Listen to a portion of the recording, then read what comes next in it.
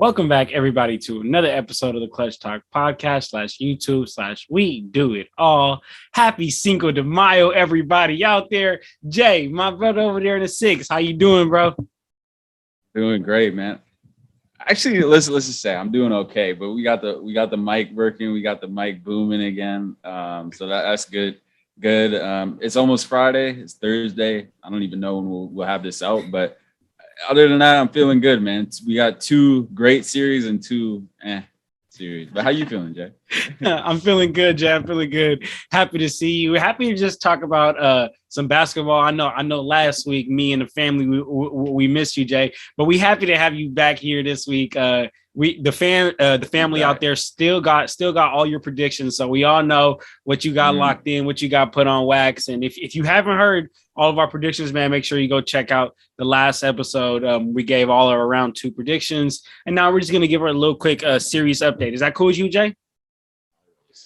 Man, let's get into it, Jay. So let's go ahead and get into the first series that we seen have a game for the second round here, and that was the Celtics versus Bucks, man. I mean, right now, series tied at 1-1.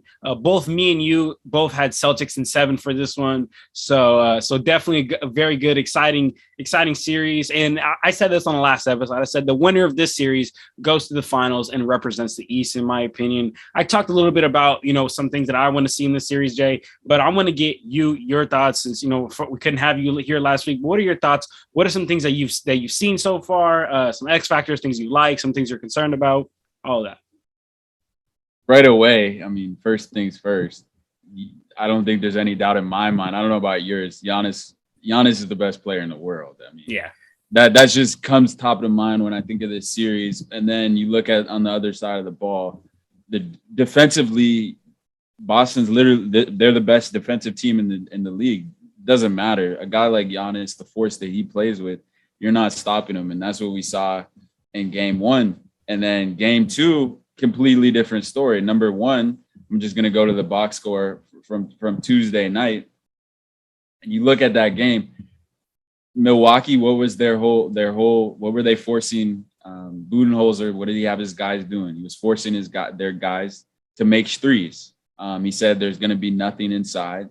We're going to force you to make threes. And what did Boston do? They came out and shot 46% in that game from the 3-point line, and from overall 47%. So nearly identical from the field, at matching that from the 3-point line. You really can't be beat, especially at home. But then I look at it on the other side of the ball, what we saw, and I'm talking specifically to game 2. And it was a recipe. It was a tale of two games. Speaking of that, just real quick on that, Boston made shots in game 2, and they didn't in game 1, and that was the difference. To be honest, from the two games, they had a big lead. They shot it better in the first half in game 2, and they didn't in the second half. And what do we see? We saw that Milwaukee more sustainable twos. They're getting buckets that can be sustained throughout the series, which I look, if I'm Boston, that's extremely worrisome, because you shot 46% from the field, which is hard to replicate, especially on the road, especially from the guys that were shooting that percentage. You look at Grant Williams shooting 6 from 9 from the 3, 66%. I mean, I don't know if I can rely on that if I'm Boston looking to game 2. And if I'm Milwaukee, I'm happy with that. You got Chris Middleton out, you split, you did what you needed to do, you took care of game 1. I don't think you know that Giannis isn't going to shoot 40% from the field, 11 from 27 again, in my opinion, and he still shot poorly from the free throw line. So if you're Milwaukee, I'm definitely feeling nice coming in back home to game 3, Jay. Those are my initial thoughts right off the top, man. What did you see in that series? Absolutely, Jay. I mean, as a Bucks fan, you got to be ecstatic. You got to be super excited to know that you were able to split the series without Chris Middleton again, right? Like, so just want to agree with you on that and harp on that. That's what all this is without Chris Middleton. So if you're the Milwaukee Bucks, man, you definitely got to be feeling good, Jay. But Also, just want to just kind of touch on that 3-point shooting that you talked about, and that's exactly much of what I expected the Celtics to do is really force the Bucks other guys and Grayson Allen, Pat Connaughton, Wesley Matthews to try to beat him. And Grayson Allen did that. Game one, had a great game one, was 4 of 6 from the 3-point line. Wesley Matthews has been stepping up, but this is the playoffs. This is the playoffs, Jay, and in the playoffs, you can't have any mistakes, man.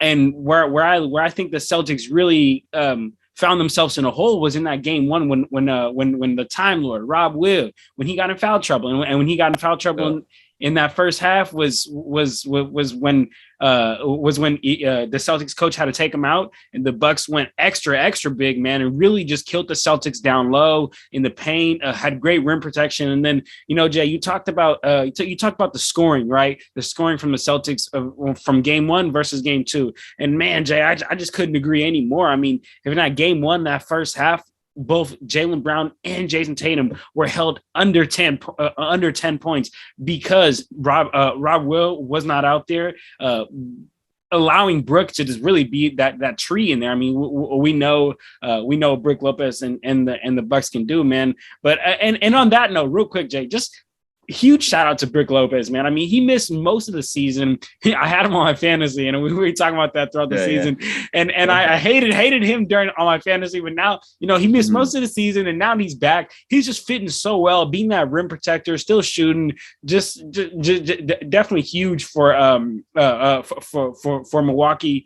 But real quick, Jay, I just need to touch on Jaylen Brown in that first half for game two. Just absolutely went off, Jay. 25 points, 5 of 5 from the 3-point line, all in the first half of that game too, Jay. And that's exactly the difference maker. And that's what helped the Celtics really get that edge and be able to tie the series. And now heading into game 3, Jay, things are starting to get really, really, really interesting, Jay. And I'm going to be stated on the record. This is the best series. Round 1, the Celtics had the best series in the Nets. And even though they swept the Nets and even though whatever it was, I still think, that was just the best basketball to watch, in my opinion. And now, again, Celtics versus Bucks, man. This is the best series, Jay. Best series in the East, Jay, because you know what I think is just going to be a battle, and ultimately it will be. We'll get into that in a second here. All right, whenever you want to talk about it. But more on this Bucks series, and you mentioned it. Brook Lopez, 5 fouls in that game, got into foul trouble, has to stay on the floor. What he does, clogging up that paint, and like you said, he would miss the majority of the season. He's just getting his rhythm back, which is huge. I think Milwaukee's going to be a huge, vital piece for them. We don't know when Middleton's coming back. They need Drew to step up. They need more from him, 35% from the field. Even how he defensively, they need more from him. Basketball is a game of both sides of the ball, so that has to step up. And then you look outside that role player, Grayson Allen. You can't shoot four shots in a game. They need more from you, especially with Middleton out.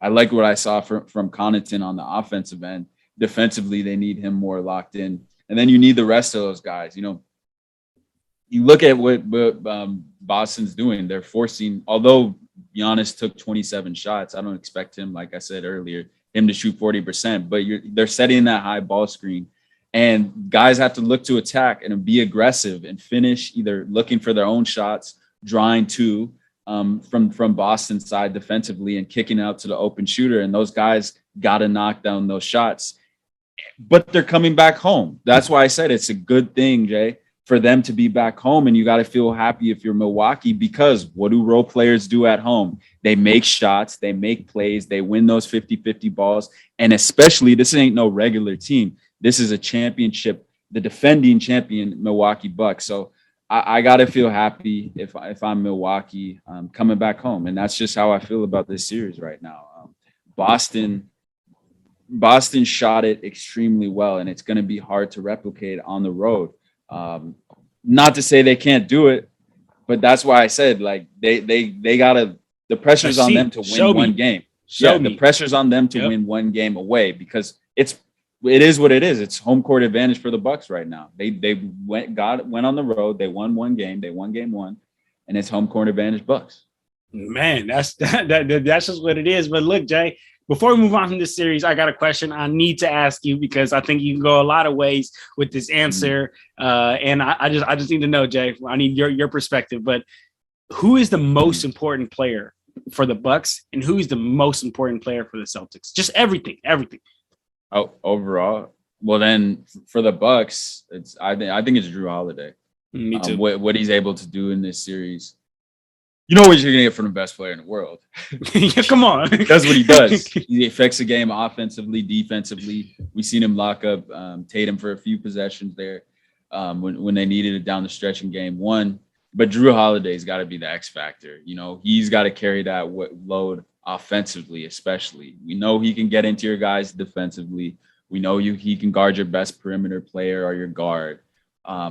But what he does on the offensive end, they need him to be efficient. They need him to be, if he's not getting his own shot, he's got to be putting his guys in extremely good position, nice, easy, open looks for them to feel comfortable down low. And then I look for Boston, it's Tatum. There we go. It's Tatum. He's their best player. That sounds kind of like cliche, but Tatum's got to prove he's the number one option. He's got to consistently prove that he's here to stay, and he's got to take it out. He's got to feel like he's the best player in this series. Honestly, for Boston to win, Tatum needs to be the best player in this series, or they have no chance. I understand how good their defense is. It doesn't matter if you can't score, if you're not making shots, and stay away from the isolation ball, man, to be honest. But there is going to be when that court shrinks up and those lanes get smaller, it's going to be at the same time, you might need the isolation bucket. And who's your guy? It's Tatum. That's who you're going to rely on. We see it from any other team in the league right now who's still left in the playoffs. They got the good teams, the one who's going to win their series, have a guy they can go to. Miami, Jimmy Buckets. Phoenix. I don't know who you take. D-Books. Yeah. It's been looking like CP's the number one option right now. Warriors, they got their guys. Curry, Clay. Yeah, exactly. So all those teams got an option. So their number one option, the guy who's they're going to. And Boston, the same thing. Ja, I know I went on a tangent there, but it's Tatum. Hey, I'm with you, Jay. I'm with you, and I love your answer because I got into it with one of my homies. Yeah, just last night I was talking about this question. He's like, "It's Giannis," and I was like, "What are you talking about? Drew Holiday is guarding the other team's best player, and he needs to score for the Bucks to be able to be there." So I'm right there with you, Jay. Glad a real hoop head like you understands. But all right, Jay. So hey, that is going to be a really good series. Stay tuned to that. For all the family, let us know in the comments who you got. Me and Jay we are not switching ship. We are staying Celtics in 7, right, Jay? I'm not switching ship just yet, but not yet. But these two games in Milwaukee could do some. Man, let's see. Make me get on the fence. Man, get on the fence, Jay. All right, Jay. Well, let's get to a series that I know you're not on the fence about, Jay. And to even be a little honest, I don't know. I'm not going to put words in your mouth, but you might be a little mad right now, Jay. You might be a little mad at some players over there in Memphis, Jay. And that is the Golden State Warriors versus the Memphis Grizzlies series. Right now, it's tied up 1-1. We got some controversy to get into. Jay. And I thought to myself, who better in this universe to talk about this Warriors Memphis controversy than my boy, Jay Hill. So, Jay, just the floor is yours. Talk to me. Dylan Brooks, was it a dirty play? GP, how is Effect going to be out? All of that, Jay. What are you feeling? Series. I mean, 3 minutes into game 2, series, in my opinion, got flipped on its head. Number one, it's just basketball, man. It's the basketball.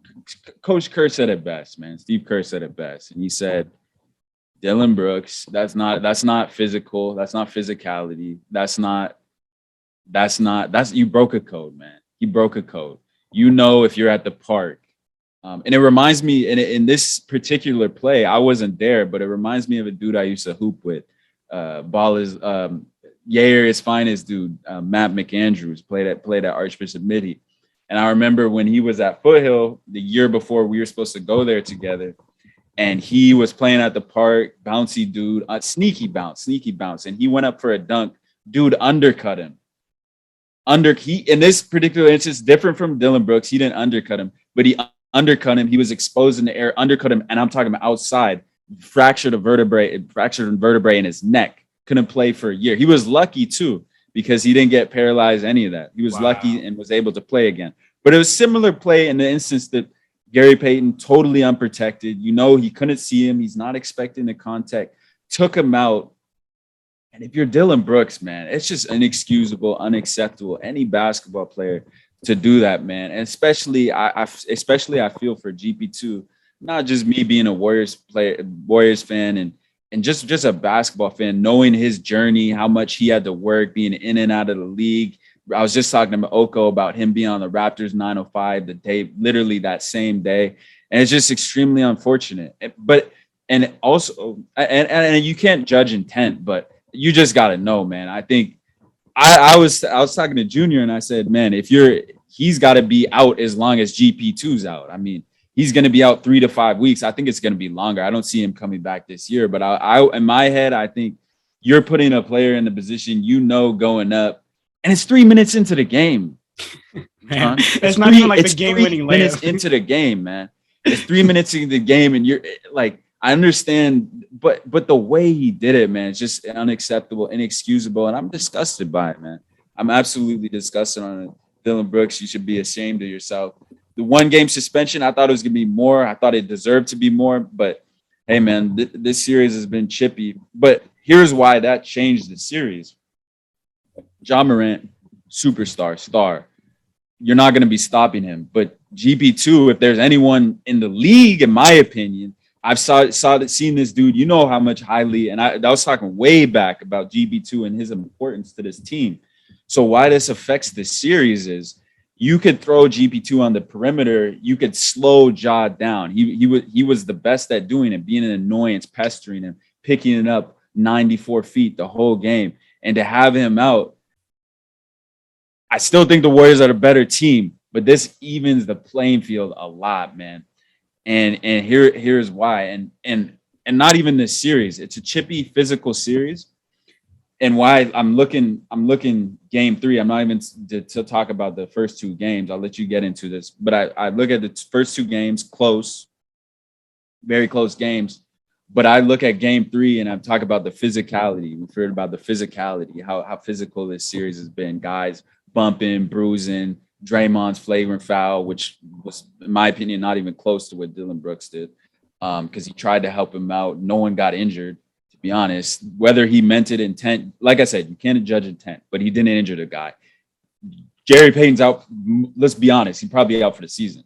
But anyways, I said if the refs let game 3 get physical, out of control early, there's going to be a fight. That, just in my opinion, it will be a fight. Mark my words. If they let it get out of hand and they don't call those ticky-tack fouls early, and it's going to be ugly. So I think the refs need to control this game. They need to troll it from the jump. I'm talking jump ball. Make sure nothing gets out of hand, because it could get ugly in game 3, man. But those are my thoughts, a little ran in a tangent about what we saw transpire in game 2. Because that's absolutely disgusting, Jay. Disgusting. I'm disgusted by it. Man, Jay, I mean, you said it best, Jay. We can't sit here and judge intent. You know, that's up to him and God. They're the only people that know. But Steve Kerr said it best, man, on that post-game press conference. It said it's just Hooper's code. You know, it's a code of basketball players. So it's like you just don't go for it. And I get it. You know, I've definitely been hearing the whole no easy buckets, no layups. It's playoffs. And I get it, and I hear you. You know what I'm saying? I hear you. No easy buckets. I hear you. It's playoffs, but there has to be a code of just understanding. Like I love the fact that you bring up that story about dude who ended up breaking his you said his vertebrae, right? Broke his neck. His neck, basically, right? Mm-hmm. And I like that he did that, Jay, because I mean. And this is no hate on bro, but this is bro playing under junior college. We're talking about this is GP's career, my dog. Mm-hmm. We're talking about this is Dylan Brooks' career. Millions. And this is millions. This is somebody's life. Mm-hmm. This is somebody's life. And not only could was it dirty I'm not going to say dirty, but not only was it not a smart play, it wasn't smart. It was not a smart play. Smart. It was not smart because it did injure GP, and it could have even injured him too, man. So yeah, Jay, I'm right there with you. Dylan Brooks, I mean, I like that. I like him a lot. Like as a dog, as a when you talk about it, you went to go see him live. He's a dog. He just never quits. He's got that grit in him. But this was just one of those that's just like, man, that was a little bit over the top. And then just like how you said, Jay, I love what you talked about the importance of GP2 on this team and the Warriors. And while I agree with you, I think the Warriors still have enough to be able to handle this Memphis Grizzlies team. I think it's going to be a big hit. It's going to be a big hit on the Warriors because GP is that type of player where the Warriors I like GP, good offensive production, but the Warriors weren't relying on him for offensive production, right? They were relying him to any offensive production was just extra. They were relying him to be that defensive pest, to be able to help players like Curry hide, help players like Poole hide a little bit, or if anything, give players like Curry, Poole more of a rest so they can do what they do as great as they do on the offensive end and not have to be out here running around. But now with GP2 being out, I definitely think it's going to be a little tough one, Jay. But talk to me. I know you got a lot to get off your chest, Jay. Talk to me. Yeah, and I agree. The Warriors. Okay, they've shot the ball. To be honest, you could look at it both ways. If you're the Warriors, I think they haven't neither game 1 nor 2. And why I told you, I remember I sent that. We always talk a little something in the group chat. I'm always talking about. We always going back and forth. And John's always giving me some love, hate, some. We just messing around. But big love, anyways, big love. But I said in the group chat passionately after game 1, I said never count out, never underestimate the heart of a champion. And what I meant to say by that was the Warriors. You could argue they didn't play well that whole game 1, to be honest. They had stretches. They were down at times in that game, but an argument could be said they're lucky to come out there with game 1. Clay misses those 2 big free throws at the end of the game. I'm thinking, I said Ja's going to close us out. They got this X amount of time. I just have a weird feeling. We've been having everything go against us this game. We've had some weird questionable calls. Draymond got thrown out. And I said, this will be the cherry on top. Like the Grizzlies are going to come away with this win. They got so much time left on the clock, and the Warriors, buckled down defensively. Wiggins made him change his route. If you look at that last play, made him change his route where he's curling out kind of. Memphis wanted to get him on the run on that last play, and he's veering out. And they made him veer out. It was GP2. Another reason why they're going to miss him. It was GP2 who made him veer out, and then Clay with the contest, which forced Ja, who's actually a better finisher, going to his left, but made him extend out a little more and change the angle enough just so he missed it. But, man, I think both of those games were tough. But why I do see one could be case if you're Memphis, you're happy with winning, splitting there because you're confident going after that. But I will say, John Morant scored 47 points. We saw game 1, Jaren Jackson with 30 something in that game. 33. Yeah, right. Hitting everything. He played as well. I'm surprised he didn't take as many threes in game 2, to be honest. But why I say that is 47 is a lot of points, even for Ja. I expect him, if he scores 30 points, if he scores 34, they lose. So if I'm, and the Warriors shot 16% and have shot extremely poor from the field from Clay. Okay, Clay's just had a horrible series these first 2 games. And we saw in game 2 him forcing shots. Ultimately, they took a lead in the fourth quarter. They were up 4, and I remember this. Clay came down the floor and shot a fadeaway bucket with believe he had D'Anthony Melton on it. I was just like, what are you doing, man? And credit Memphis. They didn't give up. They didn't lose their fight. Were able to stay in that game. And I think they came down and hit a big 3. But here's what I say: they got 47 from Ja. They haven't shot well, and you're going back home to chase. You got 2 games at home. But here's what I say, Jay: whoever wins, to me, I think a lot of people say Game 5, but there's no guarantee that a series goes 5. Mm-hmm. So that's why I always say the most important series, in my opinion, most important game in any series is Game 3. So I think whoever wins Game 3 of this series is going to win the series. But I think Golden State is going to win big. My opinion, they're going to win big at home in Game 3. So they're going to win the series ultimately. I'm still going to stick with G State in 5. I'm not going to ride the fence on this one. It's going to be tough. It's going to be tough to win three straight. It's going to be a tough, gritty series. It's going to be tough to win 3 straight. I'm still going to stick with 5, but I wouldn't be surprised if they win it in 6. Maybe Memphis splits here, or they go back to Memphis and Memphis gets 1 on the road, and then Golden State's able to close it out in 6. But those are my thoughts about the series so far. But it's going to be a great series regardless, man. Great series regardless, Jay. And to harp on and really double up on what you were talking about with the Warriors, just really having 2 bad games to be real. And I also really like the chances for this Game 3. Not only is it in Chase Center, and we know the Warriors are a very good team at home. They also to be real with you, I'm not a body language doctor. I can't tell. But Stephen Curry, that whole team just looked pissed off, man, with the whole that whole GP2 thing. Like, they just looked pissed off. Another thing that you touched on, we cannot just seriously depend and rely on the Warriors going 7 for 38 again from the 3-point line for the entire team. Not just Curry, not just Poole, not just Clay. No, Poole was 1 for 6. Curry was 3 for 11. Andrew Wiggins was 1 for 7, and Klay Thompson was 2 for 12.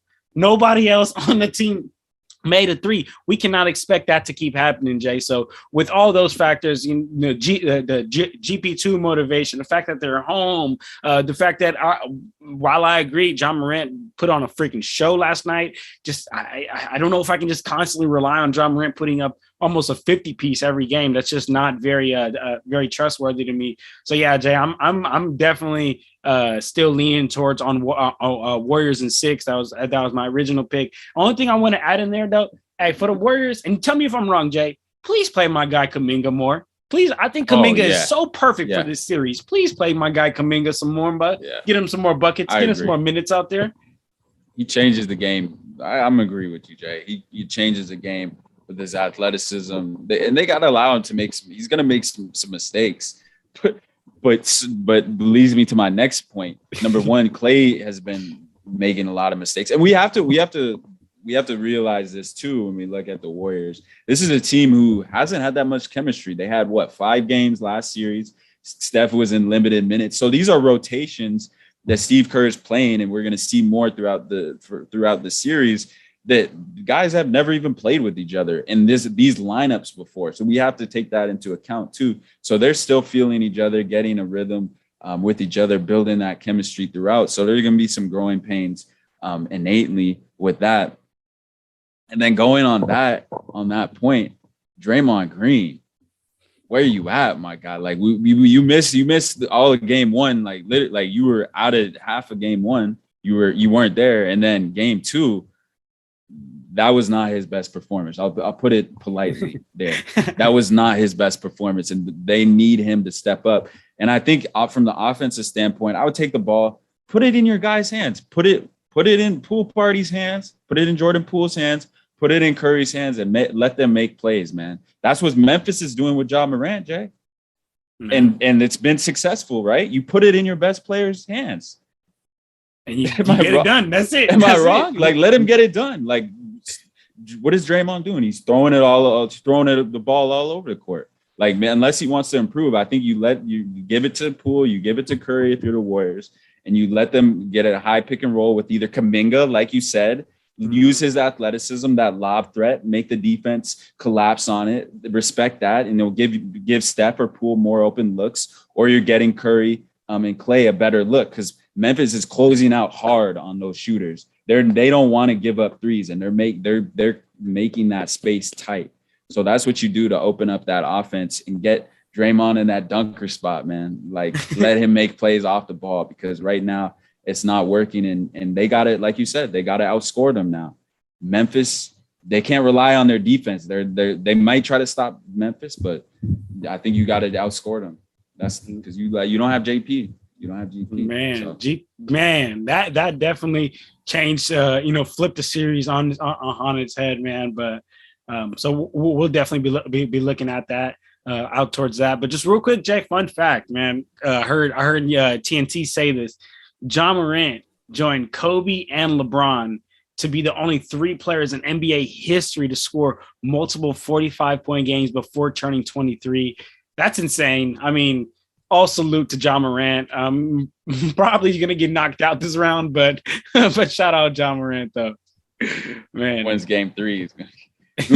Whoever wins game 3, Jay, is going to get, the other team's going to get knocked out. But I will say that's amazing stat. That, like, some of his antics, some of his dancing, I ain't gonna lie. Sometimes get gritty in halfway through the game. But as a player, man, I love Ja. Like what he does, what he brings to his team, the grit.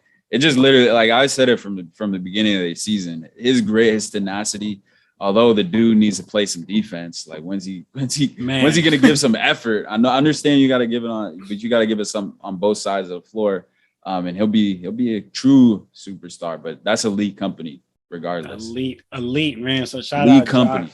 Shout out Ja for that, man. So all right, Jay, let's keep it pushing, and let's stay over here on the West, and let's talk about this Suns versus Mavs series. The Suns are currently leading 2-0 right now. You had Suns in 6. I had Suns in 5. I'm going to just sound off real quick on this series, Jay, because I got a lot to talk about. Not even a lot. I just got a lot I personally want to say, man. And I definitely give all respect to Brunson, to Maxey, to Josh Green, Trey Burke, really all of those guys. But the only reason that they really got off on that last Jazz series and they had good games is because they took advantage of the drop coverage and they killed Rudy Gobert in that mid-range, or they brought him out and exploited his weakness. But DeAndre Ayton is a different beast, man. Like, he's a different beast who can keep up with you in the perimeter, who can stay with you down low. And honestly, the Suns starting lineup right now, the way that Monty Williams is constructing and putting it out there, they all can relatively stay with Luka in the perimeter. So the switching is just is nonstop right now for the Suns. I mean, the Suns are really just taking advantage of the Mavericks' lack of true bigs. I mean, game 1, the Suns had 50 points in the paint. Game 2, 44 points in the paint. We're seeing, again, no disrespect to Bismack Biyombo, but we're seeing Bismack Biyombo get off. We're seeing Bismack Biyombo do really whatever he wants down in the paint because there's nobody down there to stop him. I mean, another thing to me is I feel like the Suns just seem like they got control of the Mavs. Like, it seems like they can go on a run whenever they want. I mean, it seems like Mavs going on a 9-0 run, the Suns end up going on a 15-0 run. And whether it be the bigs attacking inside or down low, whether it be CP3 and D-Book getting it done. And just real quick, I mean, shout out CP. The way he's been getting it done, he's been the best late game closer right now in this playoff so far. Game 2, scored 14 points in that fourth quarter, only missed 1 shot. So far, the Suns have had a plus 23 when he's been on the court, a minus 2 when he's off the court. So that's just absolutely ridiculous, man. I mean, to be real with you, Jay, I thought it was going to be a little bit more of a series. I really did. And this might shock you, Jay. This really might shock you, but I wouldn't be surprised if the Suns swept them. Like, I wouldn't be surprised. Like, it's just Luka out there, dog. Like, game 1, Luka puts up 45, 12, and 8. Game 2 puts up 35, 5, and 7. No help. No Brunson, no Spencer Dinwiddie, no Maxey. And why? Because Ayton can step up on that drop coverage. That's really all I got to say about this series, Jay. The Suns just look freaking insane, dog. They look crazy. Yeah, it's clear. Yeah, no, it's clear what the Suns are doing in their game plan. It's similar to what the Warriors did to Jokic. They're making Luka beat them. And if he's gonna put up 40-point nights, he's gonna that takes a lot out of you. Even putting that energy offensively, you're not going to be able to reciprocate that on the defensive end. And they're attacking him. They're getting easy buckets. We saw island work from D-Book there in game 1 and game 2, just taking advantage of that matchup. And it's going to be more of the same because they're forcing other guys, they're forcing Luka to beat them. They're taking, like you said, they're not getting those same looks. Jalen Brunson struggling, Reggie Bullock struggling. The other guys on the Mavericks, that supporting cast who they need to step up, isn't being able to do that because Phoenix defense is so limited. And all those people, including myself, who used to doubt defensively what D-Book could do, he's proving those haters, those naysayers, those haters, those doubters wrong, because he's getting it done not only on the offensive end, but on the defensive end, which is huge, especially to a title contending team. And I look at that series, and like you said, I think it's going to be maybe Dallas gets one at home. But I still, it's 4 or 5 game series. And then you look at the other side of the bracket and you look at Memphis and Golden State, and it's going to be a battle. Whether it goes 5, 6, 7 games, it's going to be a physical series. I just look at both of those teams, and I especially because I'm a Warriors fan, whoever comes out of that bracket is going to be beat up. They're going to be battered. They're going to be bruised. They're going to have a lot of gas. Maybe the gas tank's empty. Maybe it's on E. I don't know. And Phoenix is going to be coming in kind of unscathed out of this Mavericks series, unless they're able to dramatically flip it around, which is worrisome if I'm a fan. But just on the other side, if I'm on those teams, but they got to deal with that hand. But Phoenix is looking serious right now, like a serious contender to go out. I still believe in the Warriors coming out, but Phoenix is looking scary. I will say that. And not only that, Jay, I just think my question to you is, do you think Luka, the way he plays, like he's getting buckets, he's doing his things, but do you think it's sustainable? Like, do you think that they can be a title team, even if you bring in another guy with the style of basketball that Luka plays? That's my question. You think that, man? Like, I think to be real with you, the only way the Dallas Mavericks are a genuine title contender is if you get a Anthony Davis type player in there. And I'm not saying that just because I'm a Lakers fan. I'm saying a pick and roll big who can also pick and pop with Luka. Because then that makes the Mavs ultimately unguardable. What are you going to do? You're going to double Luka and leave this guy for a pick and pop or a pick and lob that we know Luka's going to find? You're going to have shooters all around him, or are you going to let Luka go to work and do his thing? So I think KP wasn't that guy though. You said what? KP wasn't that guy. Unfortunately, as far as like being high, being able to shoot, being a big guy, but he just couldn't stay healthy. But are you saying soft. Healthy? Like so you think healthy KP is that dude? I do think so. I do think so. But AD's not this. At the same time, AD's not the shooter that KP is, but he's more of a better overall. Like, I'm not debating that. I would knock down a mid range. I would just yes, KP probably might be a better shooter than AD, but I would just say as far as the defense has to respect it. The defense can't just leave. Like the whole Ben Simmons and Joel situation where you can just totally disregard Ben Simmons and double Joel Embiid. That can't be the case. That you can't have somebody like that. And with the way KP was playing, it wasn't far from that, dog. So that prototypical type player is what they need. But right now, to answer your question, plainly honest, no, Luka Doncic is not enough. Just him alone and the way that these players are playing, not enough to be able to get this Mavs a title run, and not sustainable. Luka's not going to be able to keep doing this whole body bump, taking contact when he's 30, right? He's not going to be able to do that after he's just done that for 8 years. Because he's a youngin' right now, but how sustainable is this, Jay? So I'm right there with you. It's not very, man. And Jay, let me make sure. You still got Suns in 6, or are you going to go to 5 now?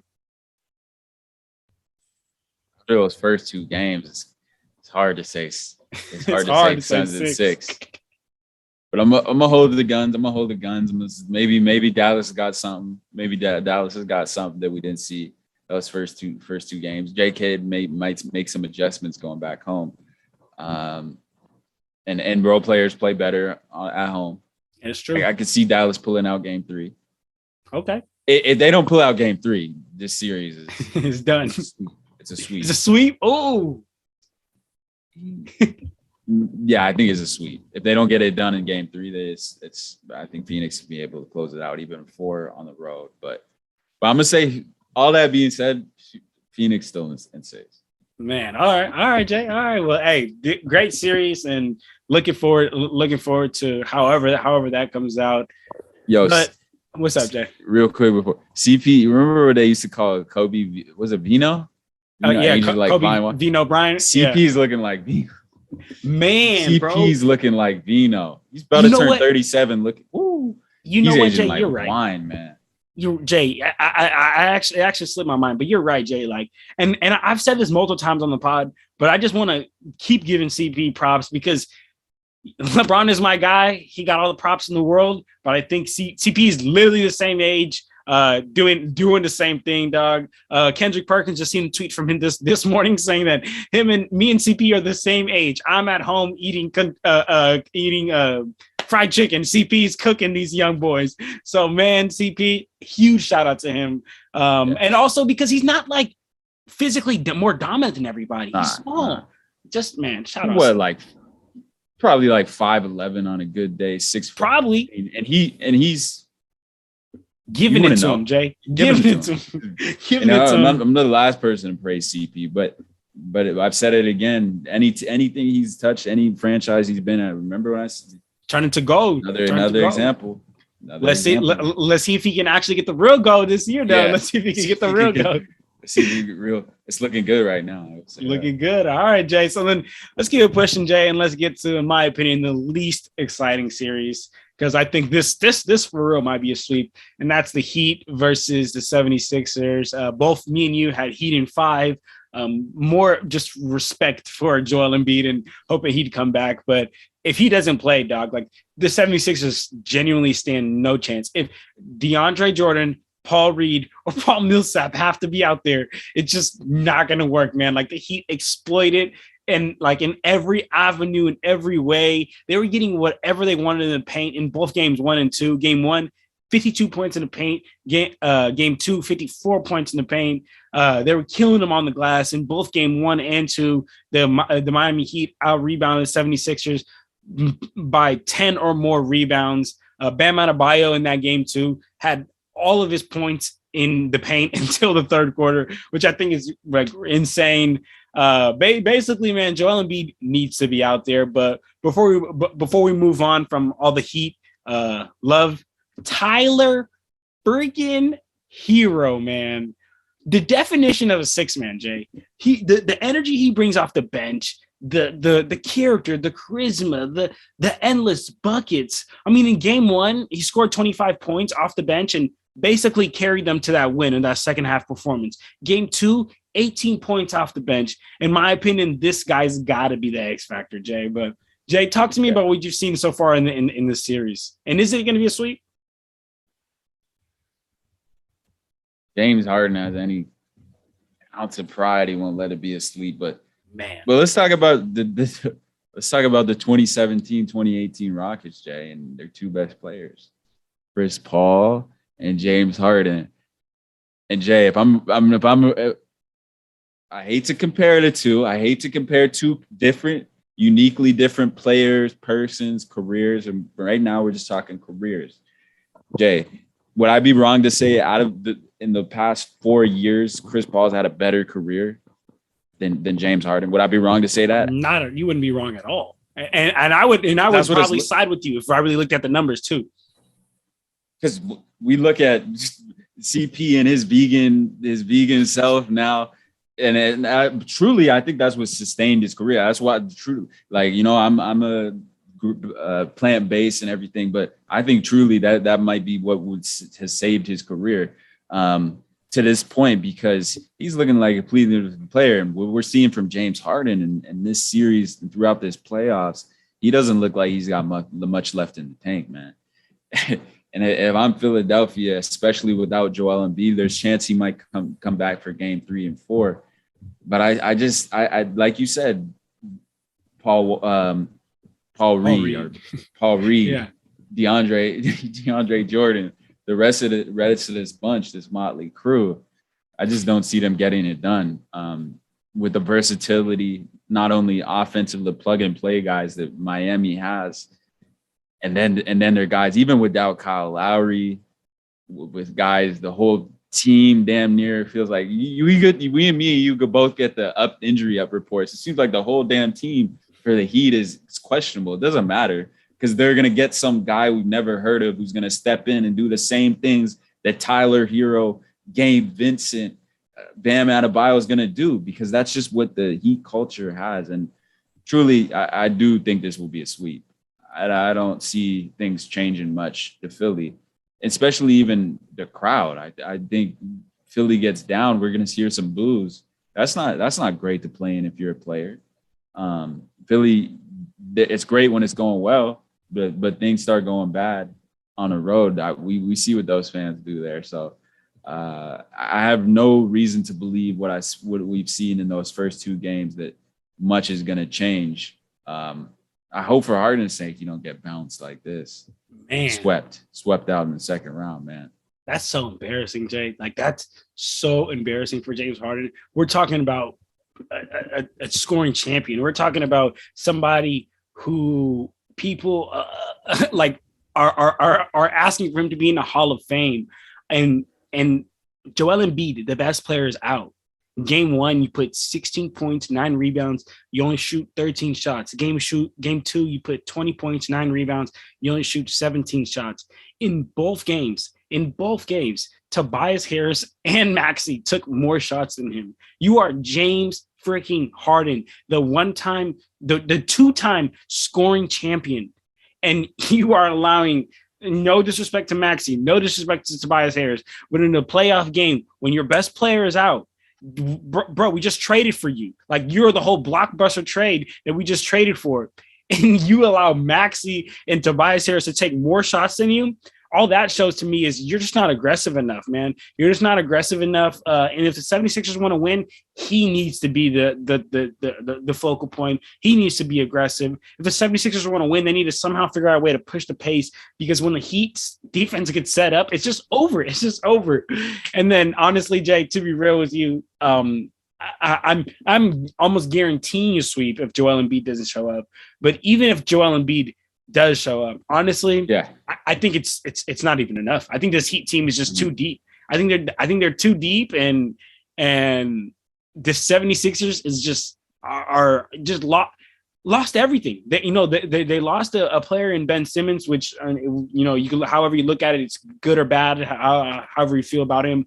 They lost Seth Curry. They need perimeter shooting. They lost Andre Drummond. They now have Paul Reed and Paul Millsap and DeAndre Jordan out there starting games. And mind you, they knew Joel Embiid was injury prone. So what did you think? You thought Joel Embiid, after you traded for James Harden, Joel Embiid was just never going to get hurt again? Like, shit doesn't work like that, man. It's over for the 76ers, and they might have just effed over their current and their future. Because, dog, like, they let go of too much. It's over for them. It's over. Yeah, they let go of a lot, and it's not. Yeah, like you said, Miami's just too deep. Add Victor Oladipo into that mix. God, add Kyle Lowry into the damn mix, man. Come on, man. Jay, this team is so deep, so well coached, so principled in what they do. The role players are stars in their role. You know what you're going to get night to night. And Philly's just really not competing with that. Just personnel-wise, mismatch in almost every position, to be quite frank. So I'm gonna switch it to Miami in 4. I'm gonna go with the sweep. I'm gonna go with the sweep in this one. You know what, Jason? Since I was with you with Miami in 5, I'm gonna move along with you to Miami in 4. Jay, I'm gonna go ahead and move along with you with that, because the Heat are just looking too good. We'll definitely get in. We'll definitely get into round 3 predictions, so stay tuned for that, family. But I am interested to see the Miami Heat against a real team, though, like it's Celtics, a real team against the Bucks. I'm just, whoever comes out, man, just interested to see that. Right. Is it? Yeah, I feel that too. That the Hawks series never really felt like it was going to be a series either. They got that one win at home, but in Game 3, but it's been kind of the same story, like you said. And they're gonna play two teams here. They're gonna have the home court advantage, which was an advantage Heat. But is it? Do you feel like the South Beach, that crowd is kind of dead? Is it just me? I don't feel like the crowd is what they used to be, man. It's definitely not that white hot South Beach crowd. I just not the same. Maybe they're just maybe because no Joel. I don't know. They're just when I hear the crowd on the TV, the crowd just feels dead to me, Jay. I see too many red seats. I need to see more white shirts. I need to see more white shirts. You see empty seats, right? I see too many empty seats. Too many of them red seats. They stand out. Red seats, right? Exactly. Yeah. Man, well, all right, Jay. So look, man, I think this is a good place for us to go ahead and wrap it up here, brother. We touched on all the series.